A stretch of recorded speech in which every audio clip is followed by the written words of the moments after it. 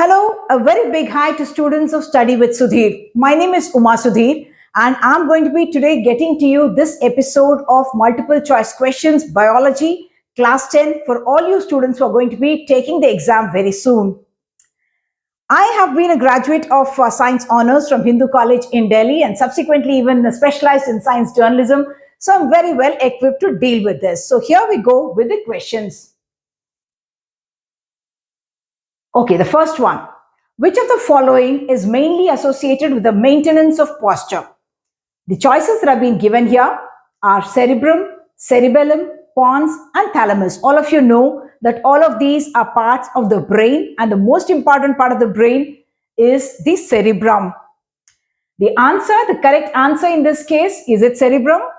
It's the most important part of the brain, but no, it is the cerebellum which has to do with posture, with in fact giving those muscular coordination so that people can walk. Don't we say when people are drunk, they lose that stability in walking, they are imbalanced. That's because the cerebellum is not working well.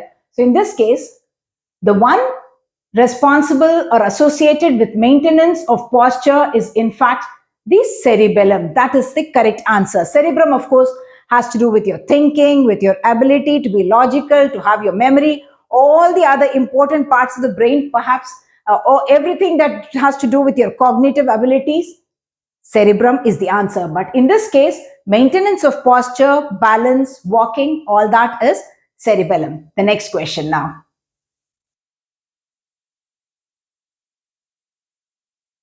Okay. This is from the population chapter. Number of individuals living in per unit area per year is called population, population density, population control, demography. What is it here? It is population density. This one is pretty simple, so we'll go on to the next one. Okay, this one is interesting. Okay, this is the fluid that is collected in the Bowman's capsule is called what? The fluid that is collected in Bowman's capsule, as you all know, comes in the chapter about excretory systems in the kidneys, the Bowman's capsule. So is it the urea, urine, glomerular filtrate, or is it the uric acid? Any answers?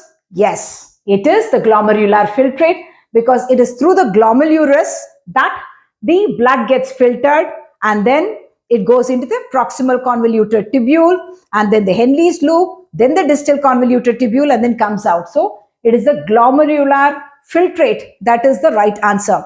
Just an aside, all the blood that is flowing through the body, about 5 liters is the volume of blood in the human body. And you know that the kidneys actually process or filter this blood about 350 to 400 times every day. And that happens about 1 to 2 liters every minute. Imagine how important this particular organ is in our body to be able to keep our body clean, take out all those things which are unnecessary. I must also tell you here that the glomerular filtrate, what does the glomerular filtrate really contain? What comes into the Bowman's capsule is in fact something that is not having the blood corpuscles, it is not having the big molecules, it is not having the proteins, all that is going away and therefore the liquid that comes into the Bowman's capsule is much more dilute and the one that is going out is much more thick. So the answer to this question, the fluid that is collected in the Bowman's capsule is glomerular filtrate. The next one now. Okay. Forests bring in rain by guttation, bleeding, transpiration or metamorphosis. This is something fairly common. All of us talk about the need for rains and the rains and greenery is very much required so that transpiration can happen and bring those rains. One of the important reasons why we need a green cover, and the answer in this case is transpiration, because transpiration is the method by which the water that is evaporated and goes through the stomata. Stomata, as you know, are those small pores that are there on the underside of the leaves. Those are called the stomata.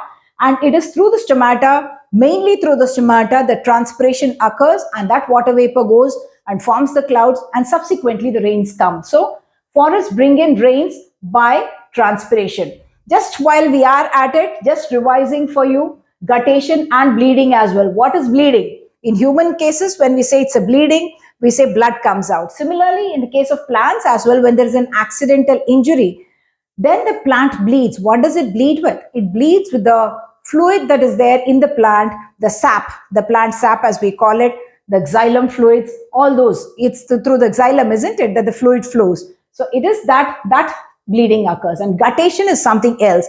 Guttation is the coming out of water droplets through what are called hydatodes. They are actually towards the margin of the leaves, and those structures, through those structures, droplets of water come out, and that usually happens very late in the morning, late in the night, or actually more importantly, I would think, in the early hours, when in fact the droplets of water come out, and that has to do with the kind of root pressure that is building up, and therefore there are plants that will give out those waters, and that is the process of guttation, when the water droplets come through the margins of the leaves, and that's called guttation, and it comes through organs that are called hydatodes. Next one. Okay. Phenomenon by which, let's look at all the question, all the choices here. Phenomenon by which living or dead plant cells absorb water by surface attraction. We just spoke about transpiration, where it's in fact going through the small stomata and escapes as water vapor into the air. The other choice, the first choice that's been given here, is imbibition. Transpiration is the second choice, osmosis is the third choice, and guttation is the fourth choice. In this case, the right answer, yes, you got it right, is imbibition. Phenomenon by which living or dead plant cells absorb water by surface attraction is called imbibition. So all this will come in your chapters on water and how the movement of water is, and these are the different processes through which the water moves through the plants. So we are coming back to guttation. Now that we did know, we spoke about what guttation really is and how the water comes out of the plant in guttation. Now for the examples, where does guttation happen? Does it happen in every tree? What kind of trees? That's where this question happens. Guttation happens in tomatoes, wheat, grass, or all of these. Think of the answer. Very often you have seen that for guttation, the answer that's given is grass. But tomatoes as well as wheat plant, these are also plants that have guttation as a process that happens, meaning the water comes out through the edges of the leaves, and therefore the right choice in this case will be all of these. Okay, let's go to the next one now.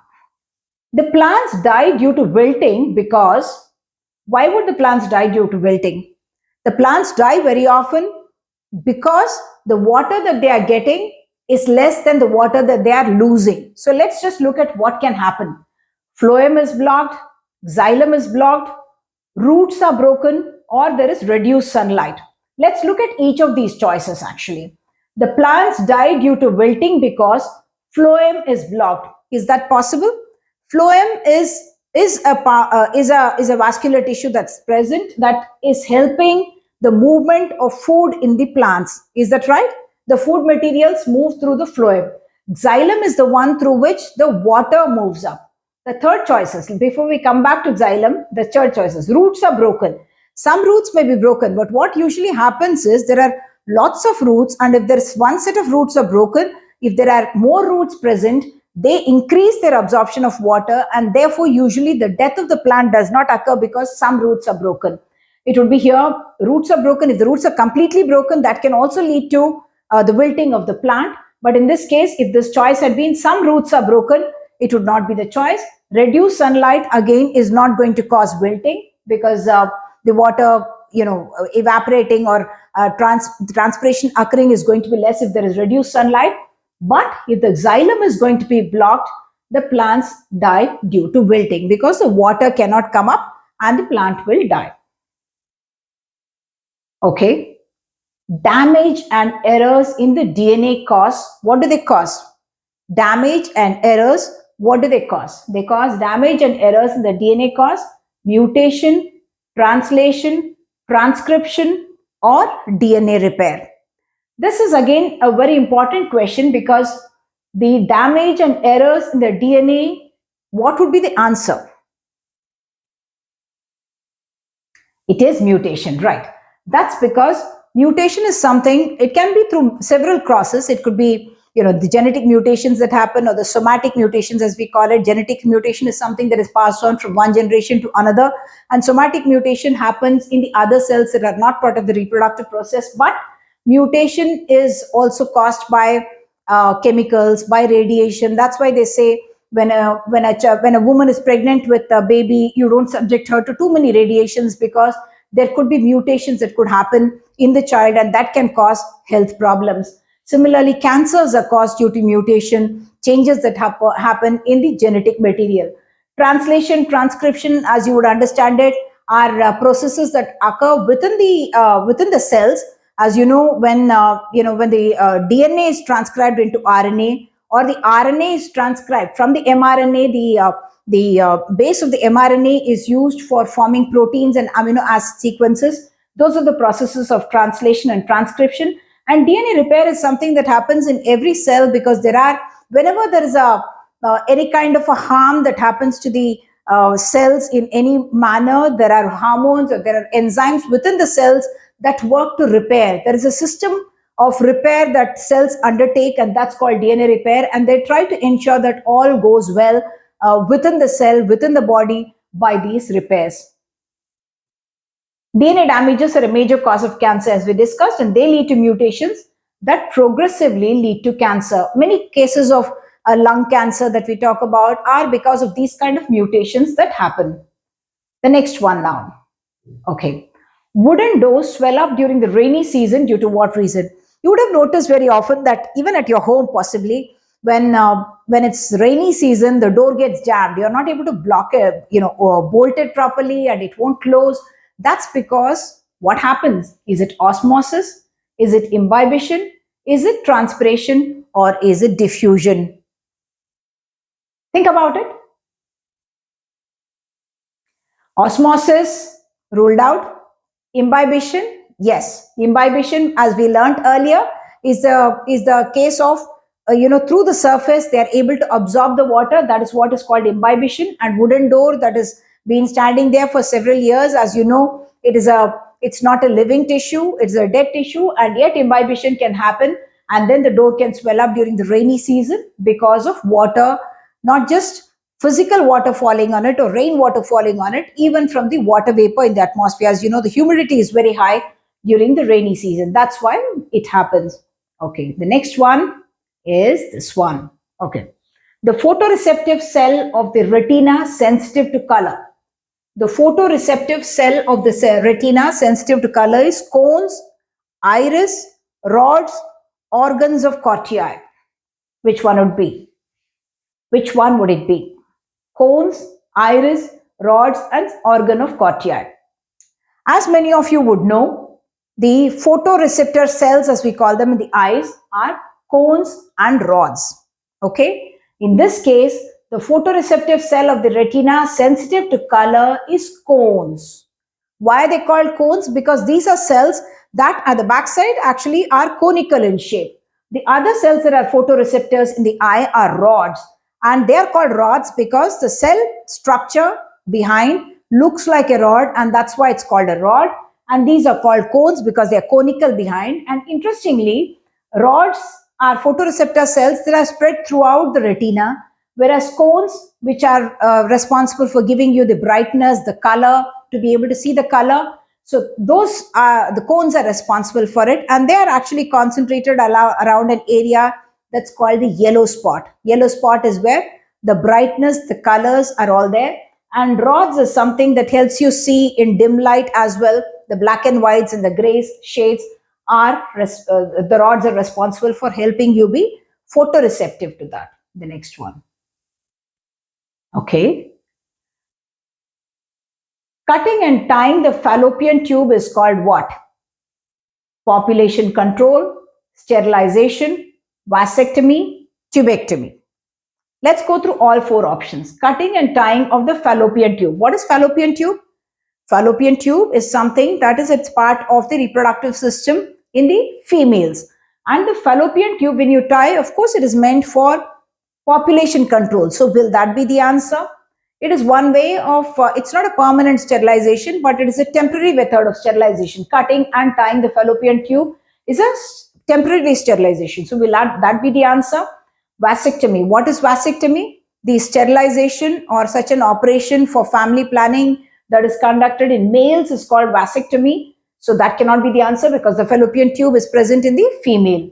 Tubectomy. Tubectomy is a procedure that is done in females for birth control, and therefore the fallopian tube, either a thread is tied on the fallopian tube or there is ligation that's done there, and therefore the correct answer for this would be tubectomy. Tubectomy is a technical word for tying, cutting or tying of the fallopian tube in the female. It's a method, of course, of population control and also sterilization. Okay. Now the next one. Proximal convoluted tubule of the nephron lies where? Proximal convoluted tubule of the nephron lies in the medulla, the ureter, or the cortex. Okay.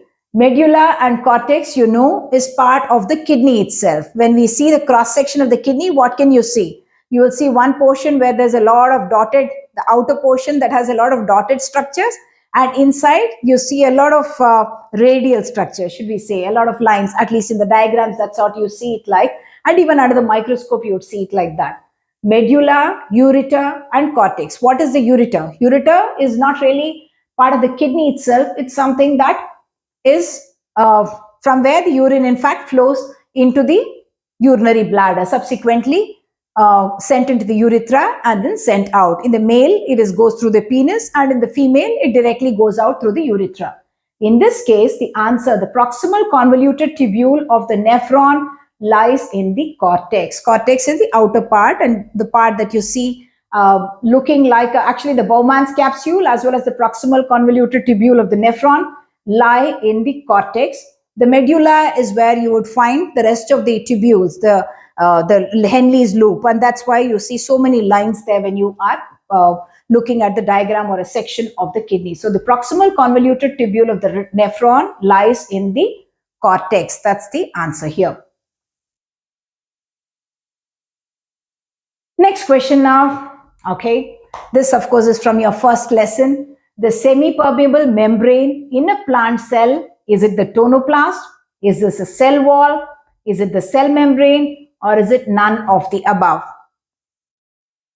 All this gets confusing, isn't it? Which one is permeable? Which one is semi-permeable? Which one is selectively permeable? Which is differentially permeable? All those terms that tend to be rather confusing. But yes, the semi-permeable membrane in a plant cell is the cell membrane. Cell membrane is the membrane that's selectively permeable. It's a living tissue. As you know, the cell wall is a dead tissue and it allows the movement of materials, but cell membrane is the one which is selectively permeable, and the right answer is the semi-permeable membrane in a plant cell is the cell membrane. Cell wall, as you know, only exists in the plant and not, it's a thin, delicate, elastic membrane made up of proteins and lipids. Lipids is what? Fats. Which of the following glands is known as the master gland? All these we are talking about the endocrine glands. What are they? Adrenal glands. Kidney, of course, is not an endocrinal gland. It's an organ. Pancreas is an organ. Pituitary is again a endocrine gland. So what would be the answer? Is it which of the following glands is known as the master gland? The answer for this one is the pituitary gland, because even though it's a very small gland, it's a very tiny gland, but it controls a lot of functions. The posterior pituitary, the anterior pituitary, all of them are glands that release hormones that are in fact regulating the function of many of the other endocrine glands and the secretion of those hormones. So pituitary is called, it's a very tiny one. In fact, at the bottom of your head, at the bottom of your brain is where this pituitary is. It's a very tiny one, but it controls the function of many other endocrine glands. And if it comes pituitary, note the spelling as well.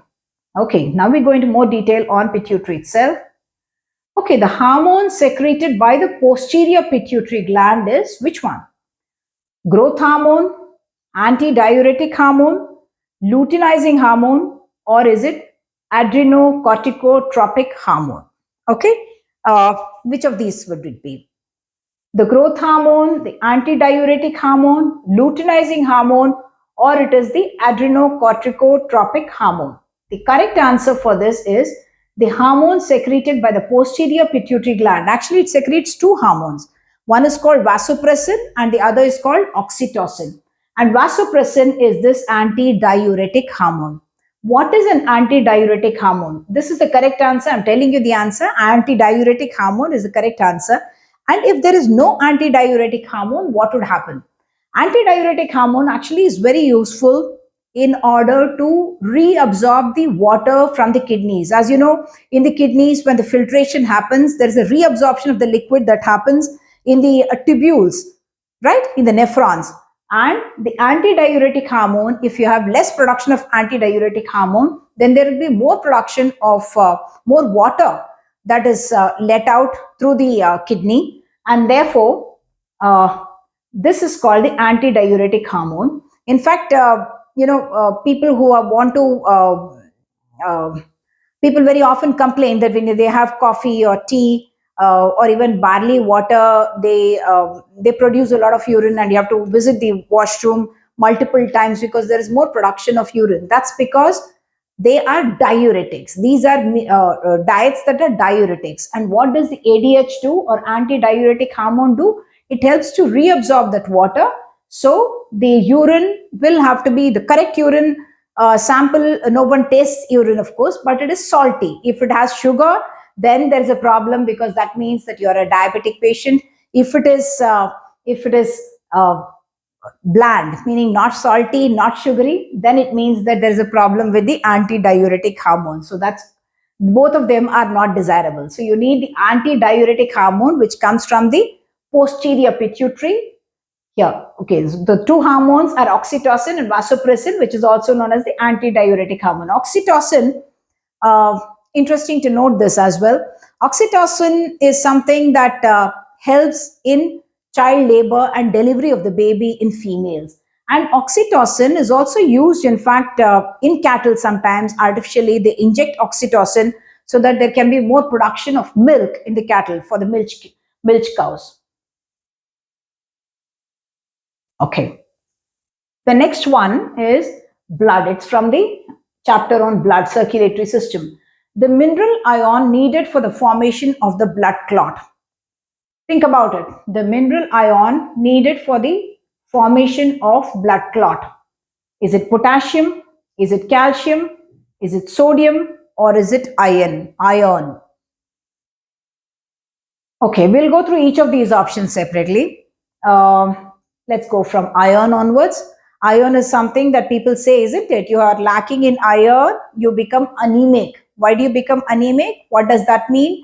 It means that your blood, the red blood corpuscles, are supposed to have the hemoglobin, in which iron, Fe, is a very important part, and that helps for better carriage of oxygen, and you will be more energetic and efficient. And if the anemia, if you have anemia, which means that your hemoglobin levels are low, then you will not be energetic. So iron is related to blood.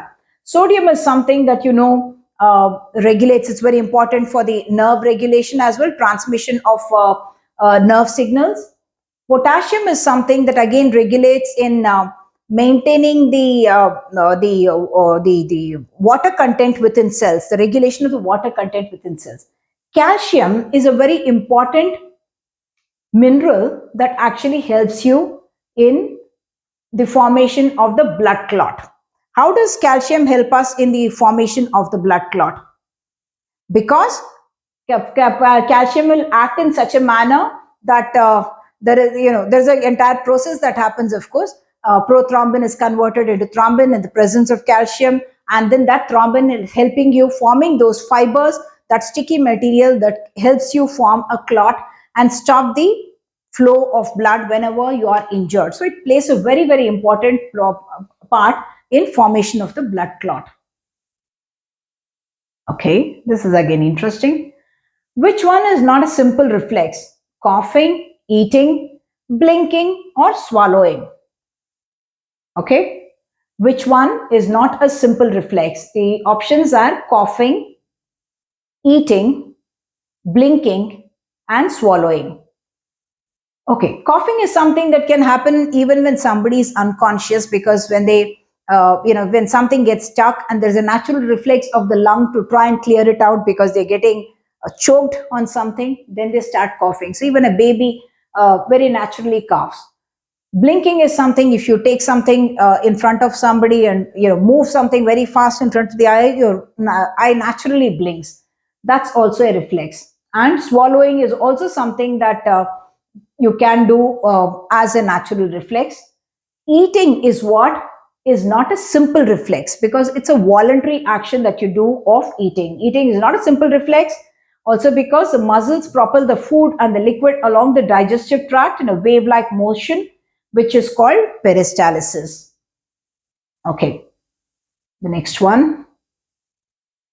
The number of spinal nerves in humans, is it 12 pairs of nerves, 23 pairs of nerves, 32 pairs of nerves, or is it 31 pairs of nerves? We are talking about spinal nerves, which are the ones which are coming out of actually your spinal cord. You know that there are vertebrae, there are about 33 vertebrae that we have. We have, the neck vertebrae, the thoracic vertebrae, the lumbar vertebrae, the sacral vertebrae, and then the coccyx as well. And the number of spinal nerves, those are the ones that come from in between the bones of the spinal cord, the vertebrae, and they are going towards, they are actually responsible for a lot of your reflex action. And the answer to this is 31 pairs. Okay. If you don't perform well in your exams, when the results come, what will happen? Tear glands will get activated. And what are those tear glands called? Are they called gastric glands? Gastric glands is something that get activated when you eat good food, isn't it? The stomach muscles get, the stomach starts releasing those kind of juices. So whether it's the acid or it is the digestive juices. Salivary gland, of course, when you see good food is something that you salivate because you're thinking of, that's also actually a conditioned reflex, as we call it. When you think of good food, you have eaten ice cream before, so you know it tastes very good. And therefore, when you think of ice cream or you think of pickle, and if you love pickle, if you think of jams, you love jams, salivary gland gets activated. Sebaceous gland is something, if you are in a room like this one and it is not air conditioned, then you are going to be, I'm not talking about sweat glands, but sebaceous glands, which give out the sebaceous fluid, which is the oil. This one, tear gland, is also called as lacrimal gland. So if you don't want to say that my tear glands will get activated, you can say my lacrimal glands, I don't want them to get activated on the day our results are coming, and therefore I'm going to study with focus and with concentration. Okay, we come to the last one now.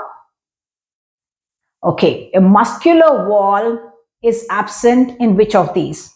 A muscular wall is absent in a capillary, an arteriole, a vein, or a vena. The answer for this is a capillary. Capillary, of course, is the smallest of the blood vessels that carries the blood, the oxygen, the food to every little cell of your body, and that is from where the sustenance for the cells, the living cells, come.